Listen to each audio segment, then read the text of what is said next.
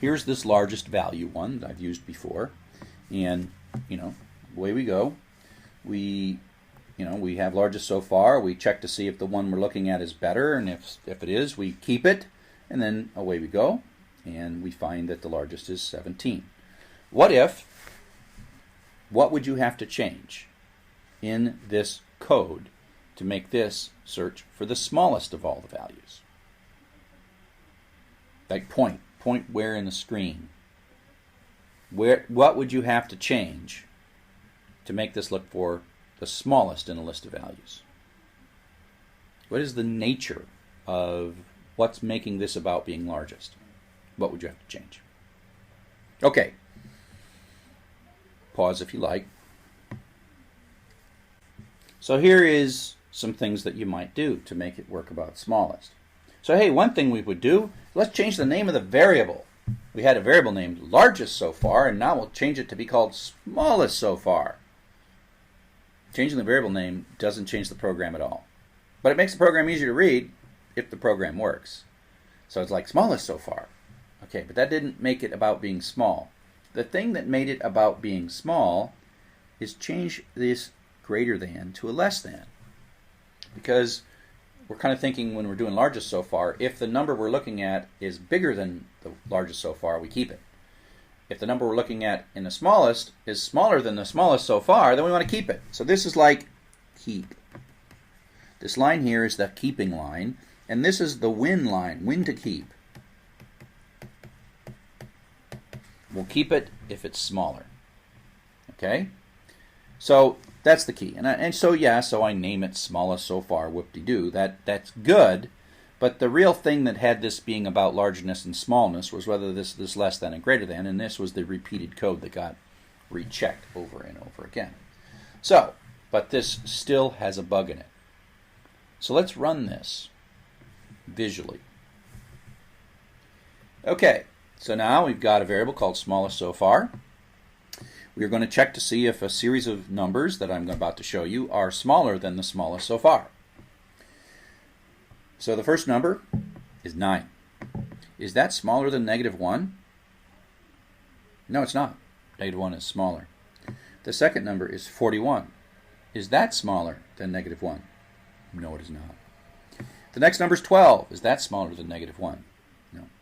-1 is smaller than 12. 3? No, not smaller. 74? No, not smaller. 15? Not smaller. So we're all done. Yay! And the smallest number we saw on the list is -1. -1 wasn't even in the list. So that's not a very good program. So let's take a look at what went wrong with this program. So we fixed it. We fixed it as best we could. All right, we made it. We changed the words largest to smallest. Yay, that'll fix. It just makes it more readable. It doesn't actually change the program. And we made this less than. So now what happens is it comes in.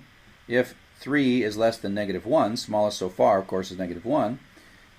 This just never runs. This never runs. And so as we print, smallest so far stays -1, and oops, that should be -1 right there. Sorry, I forgot to fix that. Here, let me magically fix that. Boom. So let's take a look at what went wrong with this. So here we have the code. Smallest so far is -1. We have it fixed so that we're looking for smaller numbers rather than larger numbers by turning this to less than. But the first time through, smallest so far is -1, and the num is 3. 3 is not less than -1, so we skip through. And the printout at the first line is -1, 3. And it doesn't take long to realize it's just going to keep doing this. Smallest so far is going to stay -1 no matter what we look at on this side. And then we're going to come out the end, and we end up with -1 as the answer. Not very good. So the question is, what should we make this value be? -1, it barely worked in the largest because we were working with positive numbers. And so starting with -1 as the largest so far was a reasonable assumption as long as the numbers were all positive. What would be a good number to choose here? Think about that for a sec. Pause if you have to. Let me clear it. Let me make it real clear.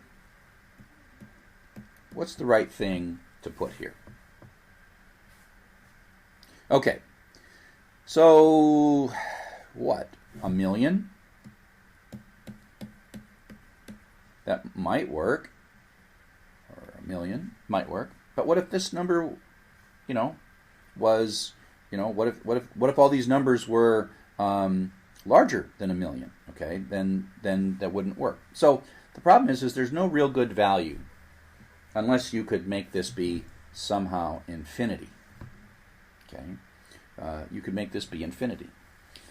But there's a way to do this in Python, and it's a really kind of cool technique. It's sort of a way we signal ourselves, and that is we're going to use a special value. Not -1, it's not a number, and the special value we're going to use is none. It's a different type. It's not a number, it's itself its own type. So what we're going to do is we're going to mark smallest as none. And sort of at a high level, what we're really saying is we haven't seen anything so far. The smallest we've seen so far is none. We've not seen anything so far. Now we have to change our loop, our little if inside the loop. This is this intelligence in the middle. First we say if smallest is none. Is an operator, part of the Python language. If smallest is none, exactly the same as none, then the smallest we've seen so far is the value. Now this is going to happen the first time, because smallest starts out none, and then as soon as we set smallest to the value, it's going to be that first number. So it's going to be 9. Okay, so smallest is quickly going to become 9. Then we print out the smallest is 9 after we've seen the 9. Then we go up to the top and we say, is smallest none? And the answer is no, it is not, because smallest is now 9. Then this else if is going to ask, is the value we're looking at, which is 41, is the value less than smallest? Well, no, it is not. 9 is smaller than 41. And so in a sense, after the first time that's executed, after the first time the statement is executed, this is going to always be false, right? Because smallest is no longer none. And this is going to be the thing that really is operating. And then it's going to work.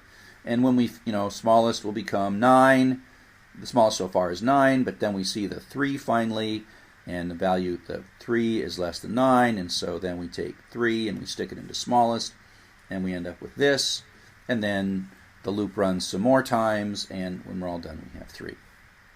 So the trick here is we put this none in, and we have a little more if code to check to see if we haven't seen anything so far. This is what you can think of this as a way to trigger on the first iteration. Special code that's really going to, it looks at it on each iteration, but it's never true after the first iteration. Okay? So that's just a technique. So this is and the is not operator, I think, is a real elegant thing. Don't start overusing it. It's at a low level, its real meaning is exactly the same as in type and value. There's an is and there's an is not.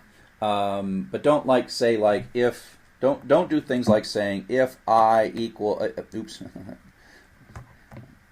I won't even let myself type the bad code. If I is 4. Don't say that. Okay. Don't say that. Don't do if I is 4.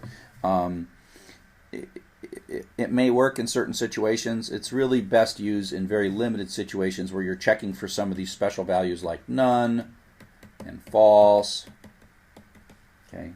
The problem is if you use equality here, it tries to kind of convert values, and it may end up giving you a false yes. And so is a stronger equality than simple equals. Equals is same value, same numeric value, whereas is exactly the same thing. But don't overuse is. Use double equals 95% of the time, and use is when you're checking if it's one of these special constants like true or false. Okay? Okay, so this is iterations. I mean, our loops are going to get more sophisticated and we have more interesting things to do, but we talked about some indefinite loops, definite loops, iteration variables, some patterns like maximum, minimum, summing, averaging. We introduced the concept of none. And so we're getting there. We've got a couple more chapters before we really start hitting the data analysis. So see you in the next lecture.